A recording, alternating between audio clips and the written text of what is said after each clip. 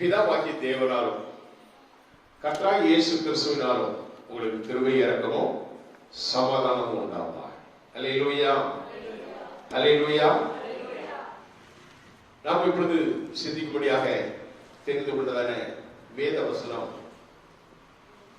1 கொரிந்தியர் 9ஆம் அதிகாரம் அதனுடைய 24வது வசனம்.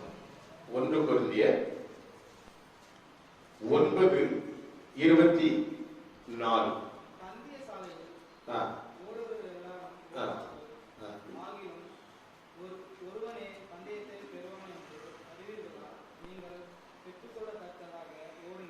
நீங்கள் பெற்றுக்கொள்ளத்தக்கதாக ஓடுங்கள். இந்த ஆண்டவர் அப்போஸ்தலனாகிய பவுல் மூலமாக உங்களுக்கு சொல்லுகிற வார்த்தை இதுதான். நீங்கள் பெற்றுக்கொள்ளத்தக்கதாக ஓடுங்கள்.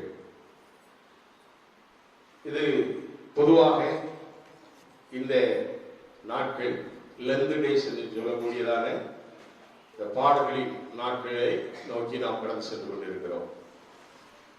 இந்த 40 நாட்களிலே அநேகர் என்ன செய்வாங்க? உபவாசம் இருப்பாங்க. உபவாசம் இருந்து ஜெபிக்கிறவர்கள் அநேக பேர். நம்ம சர்ச்சில் யாராவது இருக்கீங்களா? உபவாசம் அந்த மாதிரி இருக்கீங்களா? இல்லை. பொதுவாக அந்த நாளில் இருப்பாங்க. ஆனால் அவங்களுடைய காரியங்களுக்கு பார்த்தீங்கன்னா உபவாசம் இருக்கிற மாதிரி தெரியும். எல்லா வேலைக்கும் போவாங்க, எல்லா காரியமும் செய்வாங்க. எல்லாம் ஒரு குறிப்பிட்ட நேரம் மட்டும்தான் இருப்பாங்க. மற்ற நேரம்லாம் என்ன செய்வாங்க? சாப்பிட ஆரம்பிச்சுவாங்க.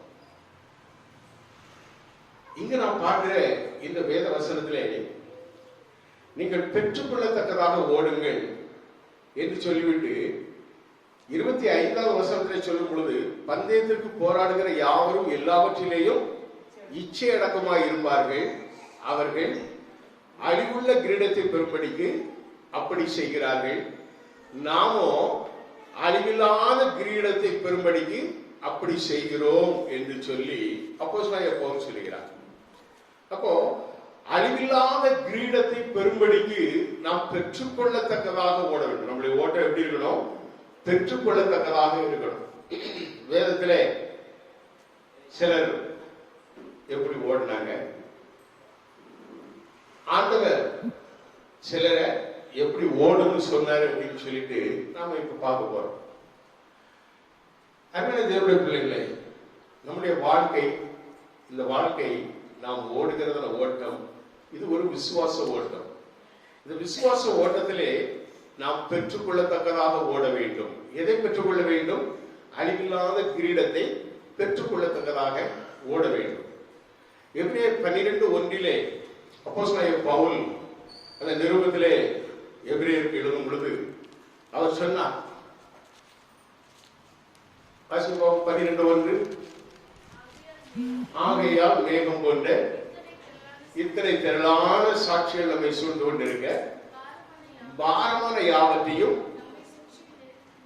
நம்மை சுற்றி நெருங்கி நிற்கிற பாவத்தையும் தள்ளிவிட்டு விசுவாசத்தை துவக்குகிறவரும் முடிக்கிறவருமாய் இருக்கிற இயேசுவை நோக்கி நமக்கு நியமித்திருக்கிற ஓட்டத்தில் பொறுமையோடு ஓட கடவோம் என்று சொல்லி அப்போஸ்தலனாகிய பவுல் புத்தி சொல்லுகிறார். என்ன சொல்லுகிறார்?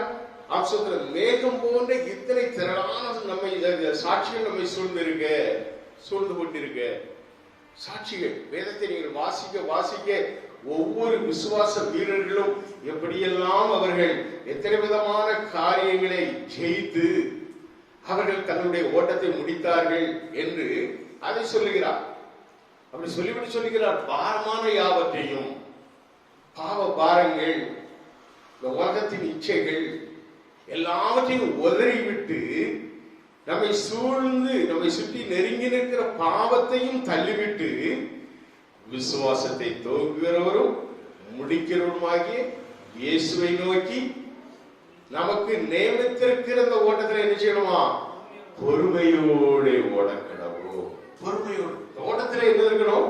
பொறுமை இருக்கணும்.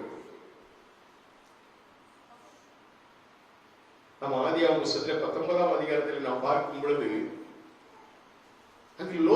குறித்து பார்க்கிறோம். இந்த லோத்துவை குறித்து நாம் என்ன பார்க்கிறோம் என்று சொன்னால், இந்த லோத்து ஆபிரகாமுக்கும் லோத்துவுக்கும் சிறிய மனஸ்தாபம் வந்த பொழுது ஆபிரகாம் சொல்வார், நீ உனக்கு எந்த இடம் தேவையோ, நீ எந்த பக்கம் போகணும் இருக்கியோ அந்த பக்கம் நீ என்ன செய்ய போ. முதலாவது நீயே சூஸ் பண்ணிக்கோ, நீயே உனக்கு தேவையான இடத்தை சூஸ் பண்ணிக்கோ என்று சொல்லி அந்த லோத்துவுக்கு ஒரு என்ன செஞ்சிருவாரு, முதல் விட்டு கொடுத்துருவாரு. அப்படிதான், நீ வடக்க போனா நான் தெற்க போறேன், நீ கிழக்கு போனா நான் மேற்க போறேன் மாதிரி சொல்லிடுவார். அப்ப இந்த லோத்து இப்படி பாக்குறாரு. பார்த்துட்டு ஒரு பச்சையான ஒரு இடம், ரொம்ப செழிப்பா தெரியுற மாதிரி ஒரு இடம் தெரிஞ்சது. அந்த இடத்தை பார்த்து அவர் என்ன செய்தாரு, போயிட்டார். அந்த இடத்தை பார்த்து என்ன செய்தாரு, போயிட்டார். அந்த இடத்துல போய்தான் அவர் என்ன செய்தார், கூடாரம் போட்டு அவர் தங்கி அங்க அவர் தன்னுடைய ஆடு மாடுகள் இவருடைய ஜீவனம் எல்லாம் அந்த இடத்தை விட்டு இருந்தது. இந்த 19ஆம் அதிகாரம் 14-17 நாம் வாசிக்கும் பொழுது அங்கு நாம் பார்க்கிறோம், இந்த லோத்துவை குறித்து நாம் பார்க்கிறோம். இவர் தங்கியிருந்தால் அந்த இடம் பாவம் மிகுந்த இடம். அநேக பாவிகள் அங்கு இருந்ததான வாழ்ந்ததான மக்கள் எல்லாரும் பயங்கரமான பாவத்திலே உணர்ந்து கொண்டிருந்தார்கள்.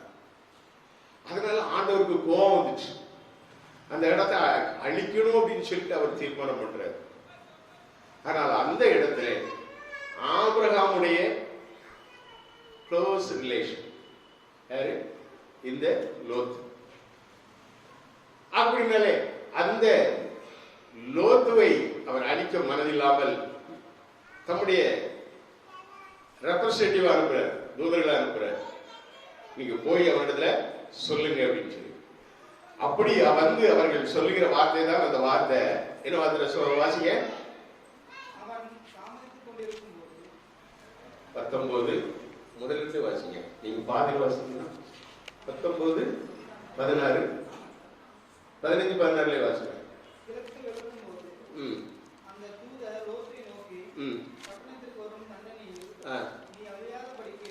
நீ அடி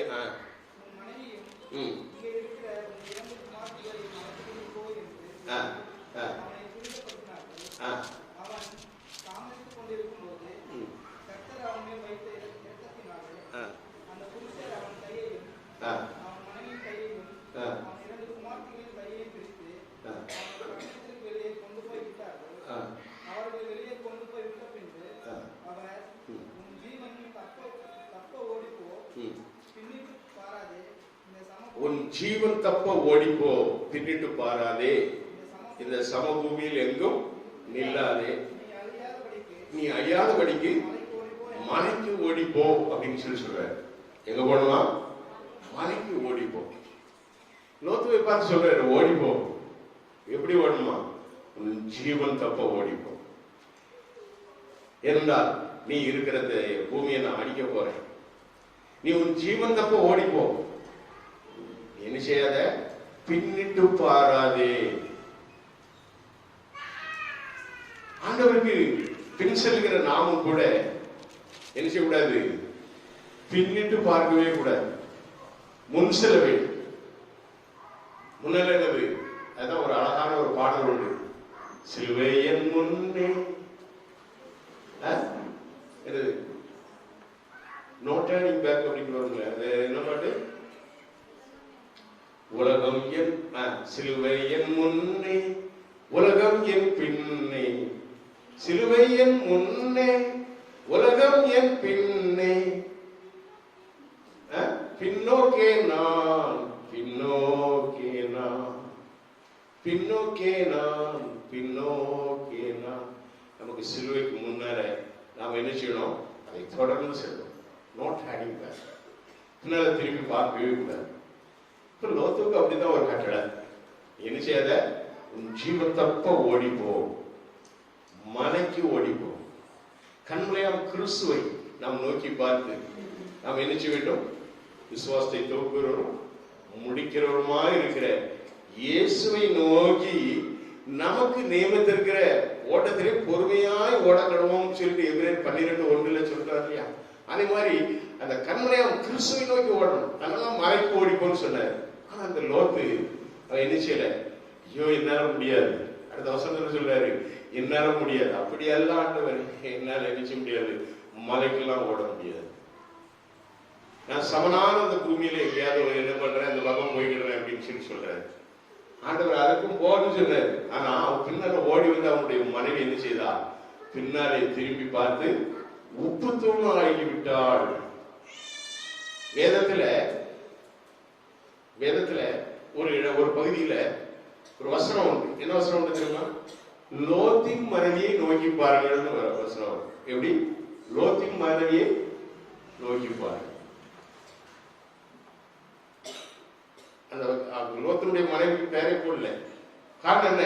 அவள் பின்னிட்டு பார்த்தவள், பின்மாற்றத்திற்கு உள்ளானவள்.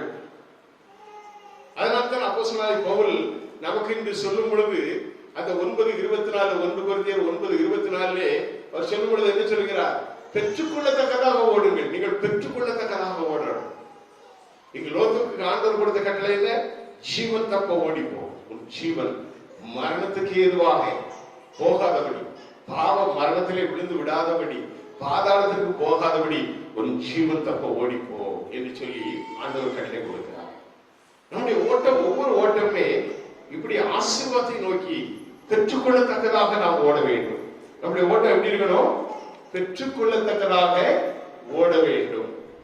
இங்கே யோவான் எழுதின சுவிசேஷத்திலே 20ஆம் அதிகாரத்திலே 3-4 வசனங்களை நான் வாசிக்கும் பொழுது அங்கு 2 பேர் ஓடுவாங்க. 2 பேர் ஓடுவாங்க. யாரெல்லாம்? ஒன்று பேதுரு, இன்னொன்று யோவான்.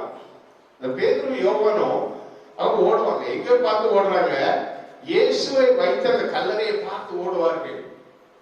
இயேசு கல்லறையில் இருக்கிறாரா? அவர் உயிரோடு எழுந்து விட்டாரா? சகோதரிகள் வந்து சொன்னாங்களே, முதல் நான் மரியாளும் மற்றும் உள்ள மரியாளும் இன்னும்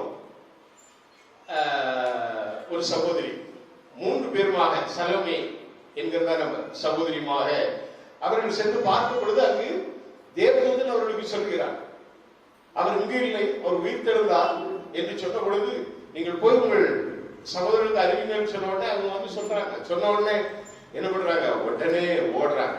அப்படி ஓடின 2 பேர்ல அவங்க ஓடுறத பாருங்க, வாசிங்க. யோவான் 20:3-4. அப்பொழுது பேதுருவும்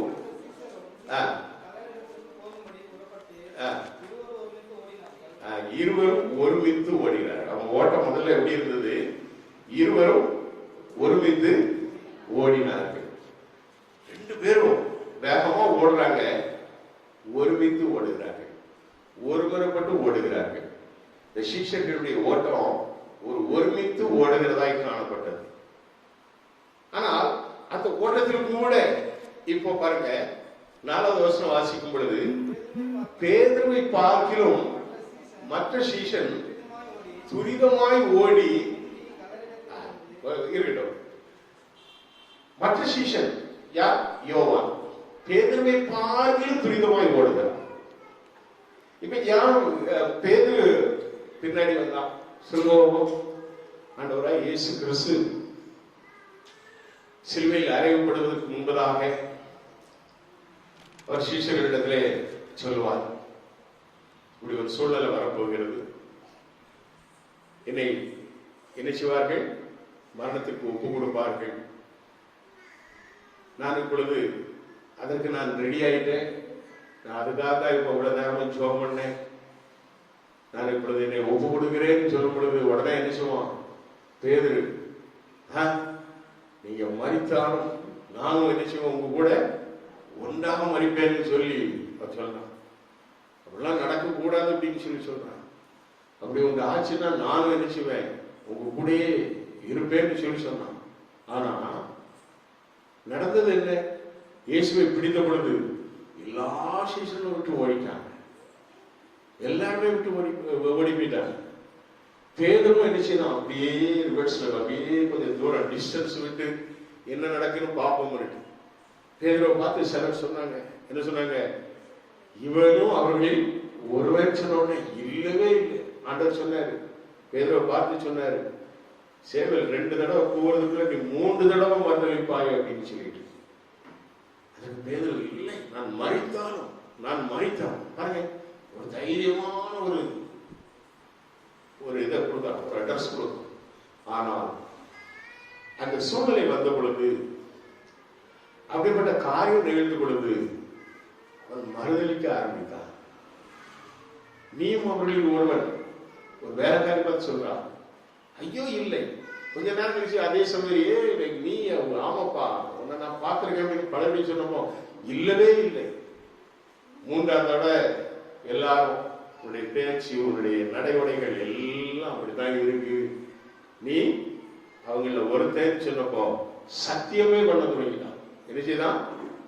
பின்மாற்றம், பயம், உயிர் பயம். ஆனால் யோவான் இயேசு கிறிஸ்துவினுடைய மார்பிலே சாய்ந்திருந்தவர், அவருடைய இருதய துடிப்பு ஒவ்வொன்றையும் அறிந்தவர். அவனுக்கு ஆண்டவர் பேர்ல ரொம்ப ஒரு அன்பான சீஷன் என்று சொல்லி வேதம் சொல்லுகிறார். அதனால்தான் அந்த அன்பான சீஷனை பார்த்து ஏதோ ஒரு தாய், ஏதோ ஒரு மகன் என்று சொல்லி தன்னுடைய தாயினிடத்திலே அவர்களுக்கு ஒரு நல்ல ஒரு உறவை ஏற்படுத்தி கொடுத்தார் இயேசு கிறிஸ்து. அந்த இயேசு கிறிஸ்து மரித்த இடத்தை, அடக்கம் பண்ணப்பட்ட இடத்தை அவர் அங்கு இல்லை என்று சொன்ன பொழுது ஓடி வந்த அந்த 2 சீஷர்களில் ஒருவனாகிய யோவான் என்ன செய்கிறார்? வேகமாக ஓடி வருகிறார். காரணம் என்ன? அவரிடத்திலே மிகுந்த அன்பு இருந்தது, விசுவாசம் இருந்தது, இயேசுவை காண வேண்டும் என்ற வாஞ்சை இருந்தது. அப்படிப்பட்ட வாஞ்சியோடு கூட அவன் என்ன செய்தான்? ஓடி வந்தார். ஆக வேதம் சொல்லுகிறதை போல, அப்போஸ்தலன் பவுல் சொல்லுகிறதை போல நம்முடைய ஓட்டம் விசுவாச ஓட்டம். அந்த விசுவாசத்திலே ஒரு உறுதி இருக்க வேண்டும். இயேசுவை காண வேண்டும், இயேசுவை என்ன செய்ய வேண்டும்?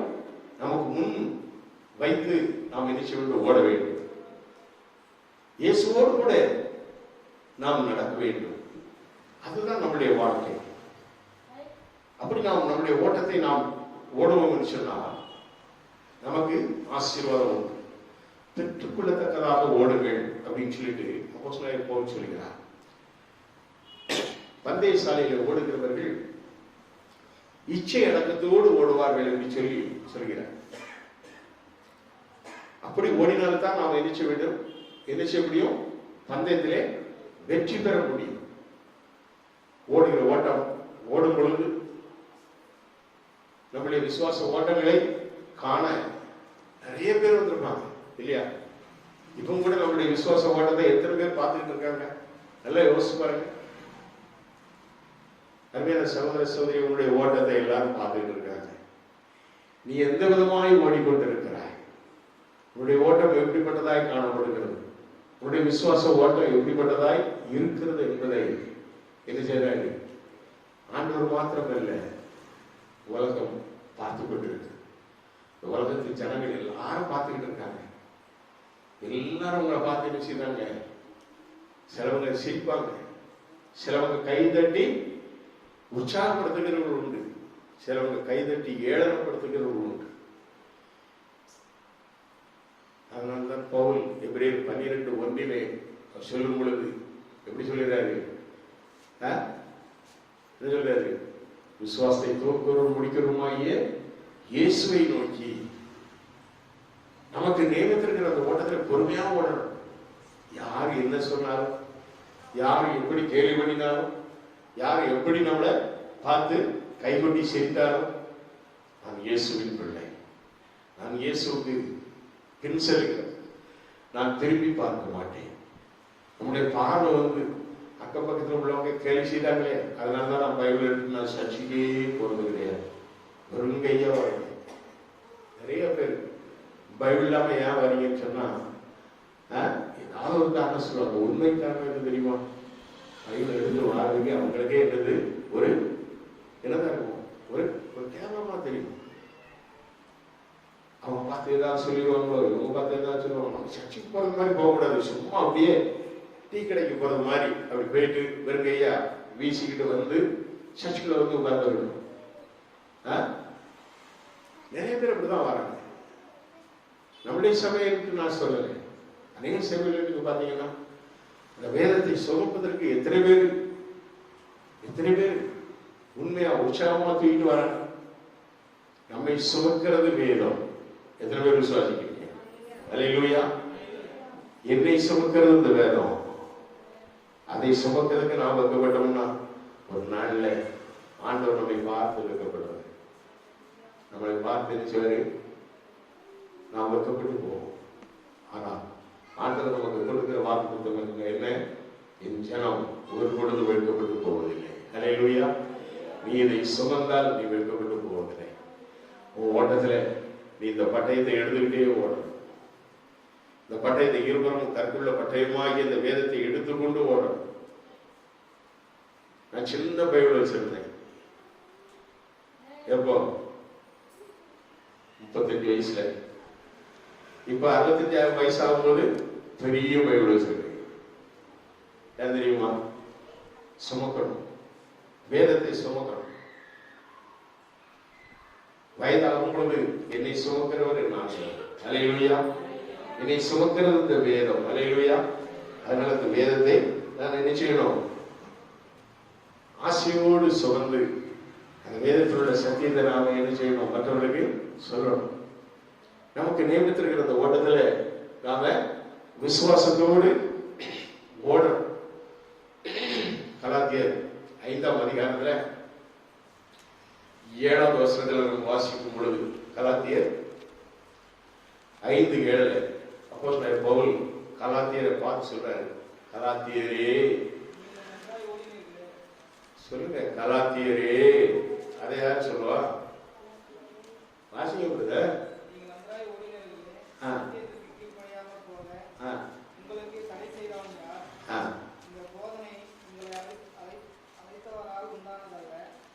நீங்கள் நன்றாய் ஓடினீர்களே, சத்தியத்திற்கு கீழ்ப்படியாமல் போக உங்களுக்கு தடை செய்தவன் யார்? 7ஆவது வசனம் மட்டும் தான் சொல்லியிருக்கிறேன். அதனால 7ஆவது வசனம் மட்டும் நீங்க வாசிங்கன்னா அது அதில் உள்ள கருத்து. நன்றாய் ஓடினீர்கள், நல்லா ஓடிக்கிட்டு இருப்பாங்க, ஒழுங்கா சர்ச்சைக்கு வருவாங்க, ஒழுங்கா வேதம் வாசிப்பாங்க, நல்ல ஒழுக்கமா இருப்பாங்க. ஆனா திடீர்னு அவங்களுடைய ஓட்டம் தடைப்படும். அவங்களுடைய ஓட்டம் என்ன செய்யும்? தடைப்படும். ஒன்றா குறையும். வேத வாசிப்பு குறையும், ஜெப வாழ்க்கை குறையும். அப்படியே சர்ச்சைக்கு வாரம், பிறகு ஒரு வாரம் விட்டு ஒரு வாரம், இல்லைன்னா மாசத்துல ஒரு தடவை பந்தி வாரம் மட்டும் வந்து தலையை காமிச்சிட்டு பேரும் உள்ள அப்படி வருவாங்க. இன்னும் சிலர் முதல்ல ஆரம்பத்துல உற்சாகமா சர்ச்சைக்கு வந்துட்டு இருப்பாங்க, டைமுக்கு வந்துட்டு இருப்பாங்க, நேரத்துக்கு ஓடி வருவாங்க. பிறகு கொஞ்சம் கொஞ்சமா அப்படி அந்த டைம் பரவாயில்ல போ, பரவாயில்ல போ, மணி 10 தானே ஆகுது, பாட்டு பாடிக்கிட்டு இருக்கு, 10 தானே ஆகுது, இன்னும் ஒரு பாட்டுல தான் இருப்பாரு சில 10:45 ஆகுது. சரி, ஜோம் பண்ணி இப்பதான் சங்கீதத்துக்கு வந்து இருப்பார், போகலாம் போகலாம். 11 ஆகுது, பரவாயில்ல, சங்கீதத்தை முடிச்சுட்டு அவரு என்ன பண்ணுவாரு? காணிக்க பாட்டு பாடிக்கிட்டு இருப்பாரு, போகலாம். ஓட்டம் எப்படி இருக்கு யோசிப்ப. ஒருத்தருடைய ஓட்டம் எப்படி இருக்கு? சில வீட்டுல படுத்துக்கிட்டு காலாட்டிக்கிட்டு அப்படியே உட்கார்ந்துக்கிட்டு இருந்த சிந்தனை. போகலாம் போகலாம், வீட்டிலே படுத்துவோம். கடைசியில் திடீர்னு ஒரு நினைப்பு வரும், ஐயோ சர்ச்சை முடிஞ்சு வீட்டுல இருந்து எல்லாரும் வந்தா திட்டுவாங்க, வீட்டை விட்டே ஓடிடுவான் சிலவன். சில அந்த நேரத்தையாவது ஓடி வந்து உட்கார்ந்து நான் வந்துட்டேன் இப்படி கையை தூக்குறவன் இருக்கான். சர்ச்சை கேவலமா இல்லை, ஓட்டம் பெற்றுக்கொள்ளத்தக்கதாக ஓடுங்கள். வேதம் சொல்லுகிறது பெற்றுக்கொள்ளத்தக்கதாக. எதை எழுதுகிறோம்? உன் கிரீடத்தை வேறொரு பறித்துக் கொள்ளக்கூடாது. வேதம் சொல்லுகிறது, எச்சரிக்கிறது, உன் கிரீடத்தை வேற ஒன்று எடுத்துக்கூடாது. பந்தயசாலையில் ஓடுகிற பொழுது ஓடுகிற ஒருத்தருக்கு தான் பிரைஸ் கிடைக்கும் அப்படின்னு சொல்லிட்டு வேதம் சொல்லுகிறது. பந்தயசாலையில் ஓடுறது அழிவோடு உள்ள கிரீடம். அழிவு, அந்த பிரைஸ் எல்லாம் அழிந்து போகும். ஆனால் அழிவில்லாத ஜீவ கிரீடத்தை பெற, அழிவில்லாத கிரீடத்தை. அதனால்தான் அப்போஸ்தலன் பவுல் சொல்லுகிறார், 2 தீமோத்தேயு 4:7-8 நான் வாசிக்கும் பொழுது, 2 தீமோத்தேயு 4:7-8 வசனத்தை வாசிப்போம். நல்ல போராட்டத்தை போராடினேன் சொல்ற. இந்த உலகத்திலே ஆண்டவரை சொல்லிட்டாரு, ஆண்டவரை சொல்லிட்டாரு. யோவான் 16ஆம் அதிகாரத்தில் சொல்லியிருக்கிறார். என்ன சொல்லியிருக்கிறார்? இந்த உலகத்தில் உங்களுக்கு உபத்திரவம் உண்டு, ஆனாலும் திடன் கொள்ளுங்கள், நான் இந்த உலகத்தை ஜெயித்தேன் சொன்னார். உலகத்தில் உபத்திரவம் நிறைந்த இந்த உலகத்திலே நாம் வாழ்ந்து கொண்டு இருக்கிறோம். உபத்திரவங்கள் அதை நமக்கு சகிக்கணும். அதனால்தான் பொறுமையோடு ஓட கடவோம் என்று சொல்லி எபிரேயருக்கு 12:1 சொன்னார். இங்க அப்போஸ்தலன் பவுல் தன்னுடைய ஓட்டத்தை முடிக்கிறார். எப்படி முடிக்கிறார்? விசுவாசத்தோடு முடிக்கிறார். சொல்றாரு, என்ன சொல்றாரு? விசுவாசத்தோடு எழுதுகிறாரா, நல்ல போராட்டத்தை போராடினேன், ஓட்டத்தை முடித்தேன், விசுவாசத்தை காத்து கொண்டேன். நீ ஓட்டத்துல விசுவாசத்தை காத்து கொண்டு எல்லாத்தையும் விட்டு போட்டுட்டு இந்த விசுவாசம்ங்கிற கீயை விட்டுட்டு போயிட்டேன்னா அந்த டோர் ஓபன் ஆகாதே. விசுவாசத்தை நீ பிடித்து கொண்டு ஓடணும். விசுவாசம் என்ற கேடகம் என்று சொல்லி வேதம் சொல்லுகிறார். இந்த கேடகம் எதிரே வரக்கூடிய எல்லா எதிரிகளுடைய தாக்குதல், சாத்தானின் தீக்கிணங்கள் எல்லாத்தையும் தடுக்கக்கூடியது அந்த விசுவாசம். அதனால்தான் விசுவாசத்தை காத்துக்கொண்டேன் என்று சொல்லி பவுல் சொல்லுகிறார். எனக்கு அன்பான சகோதர சகோதரிகளே, ஓட்டம் பவுல் தன்னுடைய ஓட்டத்தை, அதுதான் விசுவாசம், வீரனுடைய ஓட்டம், அது பெற்றுக் கொள்ளத்தக்கதான ஓட்டம். அப்போஸ்தலன் பவுல் பெற்றுக் கொள்ளத்தக்கதாக ஓடுங்கள் சொன்னவர் என்ன சொல்றாரு? நல்ல போராட்டத்தை போராடினேன், ஓட்டத்தை முடித்தேன், விசுவாசத்தை காத்துக்கொண்டேன், இது முதல் நீதியின் கிரீடம் எனக்காக வைக்கப்பட்டிருக்கிறது. நீதியுள்ள நியாயாதிபதியாய் கர்த்தர் அந்நாளிலே அதை எனக்கு தருவார், எனக்கு மாத்திரமல்ல அவர் பிரசன்னமாகுதலை விரும்புகிற யாவருக்கும் அதை தந்துடுவோம். சட்டமாக அல்லேலூயா. அப்ப அவருடைய பிரசன்னமாகுதலை, அவருடைய வருகையை எதிர்பார்த்து, அவருடைய வருகைக்கு காத்திருந்து, அவர் எப்பொழுது வருவார் என்று ஏங்கிக் கொண்டு நம்முடைய ஓட்டத்தை, நாம் விசுவாச ஓட்டத்தை பொறுமையாக நாம் ஓடிக்கொண்டே இருப்போம் என்றால் நமக்கும் அந்த நீதியின் கிரீடம் உண்டு. அல்லேலூயா. அப்போஸ்தலன் பவுல் தன்னுடைய ஓட்டத்தை முடித்துட்டேன்னு சொல்றார். அந்த விசுவாசத்தை காத்துக்கொண்டேன்னு சொல்றார். எனக்காக நீதியின் கிரீடம் வைக்கப்பட்டிருக்கிறது. இவ்வளவு பெரிய விசுவாசம் வைக்கப்பட்டிருக்கிறார். அதை அந்த நாளிலே கர்த்தர், அந்த நாளிலே அதை எனக்கு தந்துடுவா, எனக்கு மாத்திரமல்ல. ஒருவேளை பவுல் என்று இல்லை, ரத்த சாட்சியாக ரோமாபுரி பட்டணத்திலே நேர்சாலை என்று சொல்லக்கூடிய அந்த இடத்திலே அவ்வளவு ஜனங்கள் பார்க்கத்தக்கதான ஒரு காரியம், அவரை சிரச்சேதம் செய்து கொலை செய்தார். எதற்கு? இயேசு கிறிஸ்துவினுடைய சுவிசேஷத்தை அறிவித்து. ஆனால் விசுவாசத்தை அவர் என்ன செய்தார்? காத்துக்கொண்டார். நீதியின் கிரீடம் எனக்காக வைக்கப்பட்டிருக்கிறது. ஒரே ஒரு சம்பவத்தை உங்களுக்கு சொல்றேன். ரோம பேரரசிலே பேரரசன் மார்க்ஸ் அரேலியஸ் என்று சொல்லக்கூடிய ஒரு பேரரசன் ஆண்டு கொண்டிருந்தான். மார்க்ஸ் அரேலியஸ் அவன் ஆண்ட நாட்களிலே அவன் ஒரு தன்னை போல ஒரு சிலையை செய்தான். எப்படி ஒரு சிலையை செய்து சாத்ராக், மேஷாக், ஆபேத்நேகோ இவர்கள் எல்லாரும் வணங்கணும், எல்லாருமே வணங்கணும், நாடே வணங்கணும் சொல்லிட்டு தானியேல் புத்தகத்தில் நம்ம பார்க்கிறோம் இல்லையா? அதே போல இந்த பேரரசன் தன்னை போல ஒரு சிலை செய்து வணங்கணும்னு சொன்னான். அவருடைய பட்டாளத்துல 40 போர் வீரர்கள் இருந்தாங்க. 40 இல்ல, நிறைய பேர் இருந்தாங்க. அதுல 40 வீரர்கள் போர் வீரர்கள் மட்டுமல்ல, அவர்கள் ஜெப வீரர்கள். ஜெப வீரர்கள் 40 வீரர்களும் ஒன்றா கூடி ஜெபம் பண்ணுவாங்க. சந்தர்ப்பம் கிடைக்கும் பொழுது இயேசு கிறிஸ்துவை குறித்து சொல்லுவார்கள். நல்லா ஜெபம் பண்ணுவாங்க. 40 பேர் வணங்க மறுத்தார்கள். ஒரு கொடூரமான தண்டனையை அரசன் அறிவிக்கிறான். பனி ஏறி, பனி உருகி வந்து ஏரியாக தங்குகிற அந்த இடம் அவருடைய எல்லா வஸ்திரங்களையும் ஆயுதங்களை எல்லாத்தையும் உரிந்து போட்டு விட்டு நிர்வாணமாக அவர்களை என்ன செய்யறாங்க, அந்த ஏரியில் இறக்குவதற்கு ஒரு தளபதி, அவருடைய பேர் வந்து தளபதியுடைய பேர் வந்து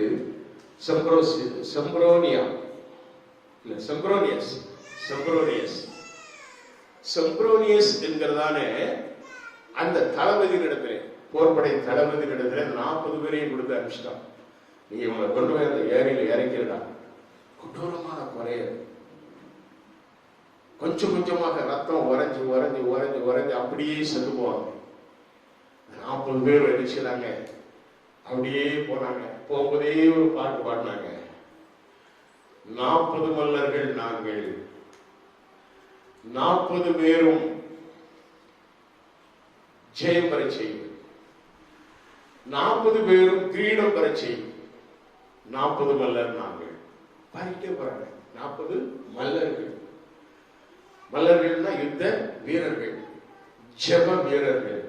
40 மல்லர்கள் நாங்கள், 40 பேரும் ஜெயம் பெற செய்யும், 40 பேருக்கும் கிரீடம் பெற செய்யும் அப்படின்னு சொல்லிட்டு இந்த 3 வரியை பாடிக்கிட்டே போறாங்க. எல்லாம் சொல்லிக்கிட்டே போறாங்க. ஏரி வந்துட்டு ஏரிக்குள்ள இறங்க ஆரம்பிச்சாங்க. இறங்க ஆரம்பிச்ச பொழுது வரிசையா எல்லாம் 40 பேரும் அப்படியே இறங்க ஆரம்பிச்ச பொழுது ஒரே ஒருத்தன் அப்படியே ரிவர்ஸ் எடுத்து ஓடி வந்தான். 40 பேர்ல ஒருத்தன் ஓடி வந்துட்டான். ஆனா அவங்க அந்த வார்த்தையை விடல. யாரு? அவங்க பாட்டுங்க 40 மல்லர் நாங்கள், 40 பேரும் ஜெயம் பெற செய்யும், 40 பேருக்கும் கிரீடம் பெற செய்யும். 40 மல்லர் நாங்கள், 40 பேரும் ஜெயம் பெற செய்யும், 40 பேருக்கும் கிரீடம் பெற செய்யும் சொல்லிக்கிட்டே இருந்தாங்க. இப்போ 39 ஆயிட்டு. இப்ப 100 இறங்கணுமே.